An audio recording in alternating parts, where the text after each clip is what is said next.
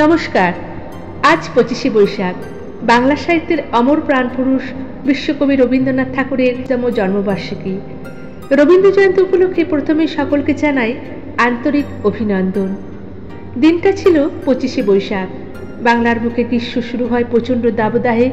এই সময় একদিকে যেমন আদি উন্মত্ততায় কালবৈশাখীর তাণ্ডব চলে, অন্যদিকে সূর্যোদয়ের প্রথম আভা আমাদের স্মরণ করিয়ে দেয় আমাদের প্রাণের কবি রবি ঠাকুরের জন্মবার্ষিকীর কথা।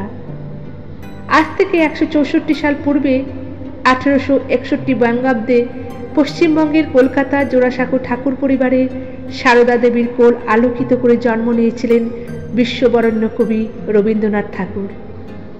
তার জন্ম সোনার আশ্বিনে নয়, হিমেল রাতের অঘ্রাণেও নয়, ফুল রাঙানো ফাগুনেও নয়, ভরা গ্রীষ্মের খরা ক্ষিপ্র বৈশাখীর কোনো শুভক্ষণে হয় জন্ম।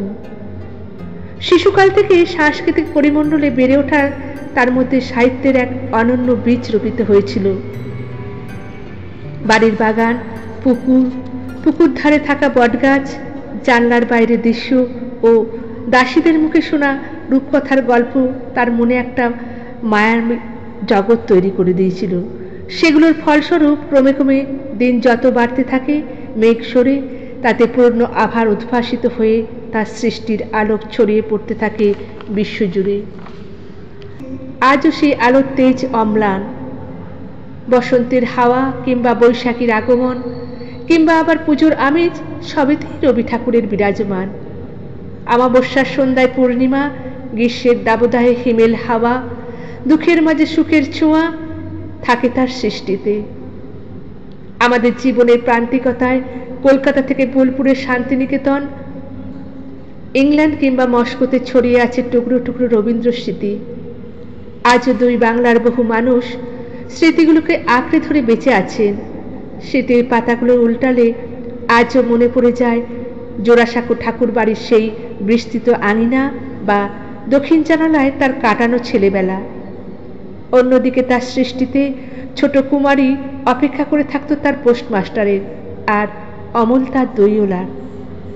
বাঙালির মনে শিহরণ জাগিয়েছিল মণিহারা, পূজারিণী, অনন্ত প্রেম, ক্যামেলিয়ার প্রতীক্ষার মতো অসংখ্য কবিতা আজও আমাদের মনের গাথা। বাংলা সাহিত্যের অমলিন স্রষ্টাই পেরেছেন কাঁটাতারের ব্যবধান সরিয়ে আজও দুটি স্বাধীন রাষ্ট্রকে জাতীয় সুরে বেঁধে রাখতে। জন্মটা ঠাকুর পরিবারে হলেও প্রতিটা মধ্যবিত্ত বাঙালির হৃদয়ে যে রবি ঠাকুরের অবস্থান তা অস্বীকার করা যায় না। আমাদের জীবনের প্রতিটি মুহূর্তে আষ্টে পৃষ্ঠে জড়িয়ে রয়েছেন এই বিশ্ববরেণ্য কবি। তাই বর্তমান প্রেক্ষাপটে দাঁড়িয়ে রবি প্রেমীদের কাছে রবীন্দ্রনাথ একটা আদর্শ স্বপ্নময় গন্তব্য, যেখানে পৌঁছতে পারার স্বপ্ন আমাদেরকে উদ্ভাবিত করে আর পৌঁছাতে না পারার গ্লানি আমাদের বিদীর্ণ করে।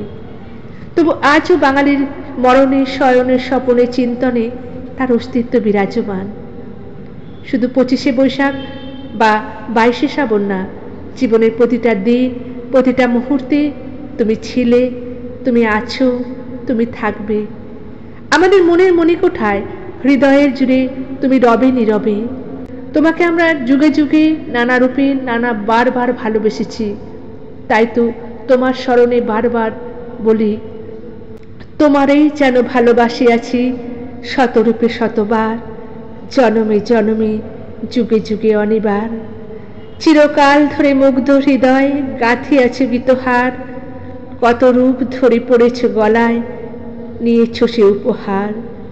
জনমে জনমে যুগে যুগে অনিবার, জনমে জনমে যুগে যুগে অনিবার। ভিডিওটা ভালো লাগলে লাইক, শেয়ার ও কমেন্টস করে দেবেন। নতুন বন্ধুদের চ্যানেলটা সাবস্ক্রাইব করে পাশে থাকার অনুরোধ রইল। অবশ্যই বেল আইকনটা পুশ করে দেবেন, তাহলে আমার নতুন নতুন গল্প ও ভিডিও আপনাদের কাছে পৌঁছে যাবে। আবার আসবো নতুন ভিডিও নিয়ে। ভালো থাকবেন।